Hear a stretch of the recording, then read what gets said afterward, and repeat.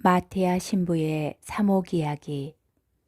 사랑하는 교우 여러분, 오늘은 마테오복음 24장과 25장을 통하여 깨어 있어라, 너희의 주인이 어느 날에 올지 너희가 모르기 때문이다. 준비하고 있어라, 너희가 생각하지도 않은 때에 사람의 아들이 올 것이기 때문이다. 는 말씀과 함께 이어지는 세 가지 비유 중에 세 번째 비유인 마테오복음 25장 14절에서 30절의 탈렌트의 비유를 묵상하고자 합니다.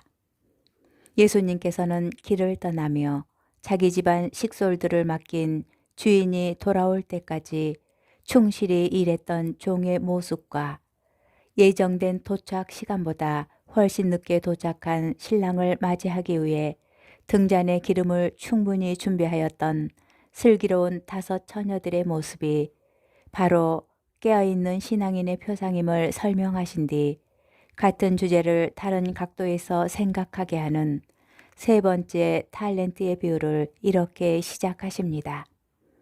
하늘나라는 어떤 사람이 여행을 떠나면서 종들을 불러 재산을 맡기는 것과 같다. 그는 각자의 능력에 따라 한 사람에게는 5 탈렌트, 다른 사람에게는 2 탈렌트, 또 다른 사람에게는 1 탈렌트를 주고 여행을 떠났다.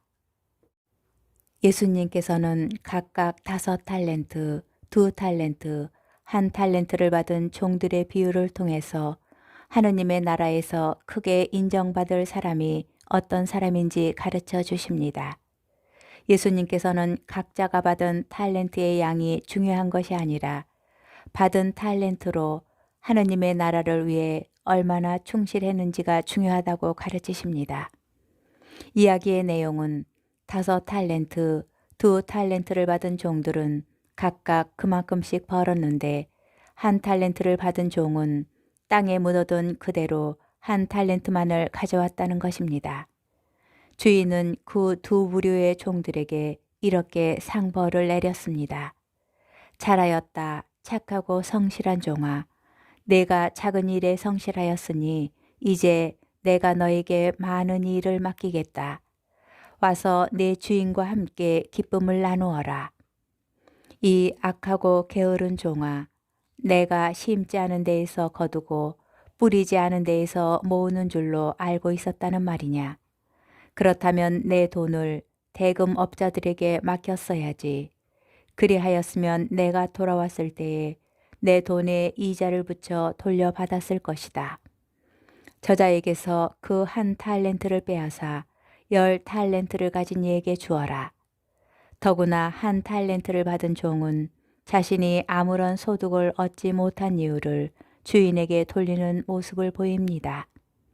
주인의 불공정함에 대한 원망과 불평, 그리고 다른 종들에 비해 아주 작고 초라한 것을 주고도 심지 않은 데에서 거두고 뿌리지 않은 데에서 모으는 모진 주인이라 어차피 자신이 아무리 노력한다 해도 주인의 마음에 들지 않을 거라는 열등감과 의욕 상실, 자포자기의 모습은 어디에서 많이 본 듯한 우리 자신의 모습이기도 하지 않을까요?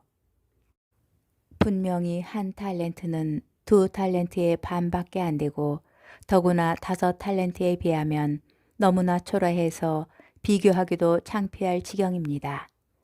5 탈렌트를 연봉 1억을 받는 사람으로 치면 2 탈렌트는 4천만 원, 1 탈렌트는 2천만 원밖에 되지 않습니다. 또한 박사학위 소지자와 고등학교 학력을 지닌 자, 그리고 초등학교밖에 못 나온 사람일 수도 있을 것입니다. 세상은 겉으로만 보면 부자와 가난한 사람, 높은 사람과 낮은 사람, 잘난 사람과 못난 사람, 강한 자와 약한 자 등 불공평하게 이를 데 없지만 하느님 앞에서 그것들은 아무 의미가 없고 공평하다는 것이 오늘 복음이 말하고 있는 강력한 메시지입니다. 사실 하느님께서는 당신의 모든 자녀들에게 알맞는 탈렌트, 은총, 축복을 주셨습니다. 탈렌트는 우리 분수에 넘치는 능력과 은사들로 하느님의 영광과 세상의 선익을 위해서 우리에게 알맞는 방법으로 알맞은 만큼 주신 것입니다. 요한복음 13장 34절의 말씀은 오늘 복음의 메시지를 명확하게 이해할 수 있도록 해줍니다. 내가 너희에게 새 계명을 준다. 서로 사랑하여라. 내가 너희를 사랑한 것처럼 너희도 서로 사랑하여라. 우리가 아무리 많이 가졌다 하더라도 사랑할 줄 모르면 아무 소용이 없으며 겉으로는 초라한 모습이어도 사랑할 줄 아는 사람이야말로 하느님께서 주시는 진정한 축복과 은총을 누리리라는 것입니다. 그런 의미에서 오늘 마테오복음 25장 29절의 말씀도 알아들을 수 있을 것입니다. 누구든지 가진 자는 더 받아 넉넉해지고 가진 것이 없는 자는 가진 것마저 빼앗길 것이다. 평범하고 일상적인 매일매일의 삶이 가져다주는 작은 일들을 이용할 줄 알아야 합니다. 위대한 삶을 살기 위해서 위대한 일이 필요한 것은 아닙니다. 작은 일, 평범한 일을 사랑으로 위대하게 만드는 것으로 충분합니다. 중요한 것은 다만 하느님을 위해서 무엇이든지 열심히 최선을 다하는 것, 오직 하느님만을 생각하는 것입니다. 어디서 누구와 함께 무엇을 하든지 그것은 아무래도 좋고 상관이 없습니다. 하느님께서는 한 나라를 통치하는 통치자와 마찬가지로 말단 공무원이든지 거리를 청소하는 미화원이든지 밥하고 빨래하고 청소하는 가정주부나 파출부든지 농사를 짓는 일이든지 그 모든 일을 통해서 우리 한 사람 한 사람을 부르시고 거룩하게 하시고 당신의 영광을 드러내신다는 것을 기억해야 합니다. 하느님께 온 정성과 마음을 다하여 바친 희생이라면 그것이 아무리 하찮은 일이라 할지라도 그것만으로도 충분합니다. 그런데 우리 중에 많은 사람들은 무엇이 되려고만 무엇을 더 가지려고만 혈안이 되어 있을 뿐 자기가 가진 것이 한 탈렌트라고 해서 그것을 땅에 묻어버리고 아무것도 하지 않습니다.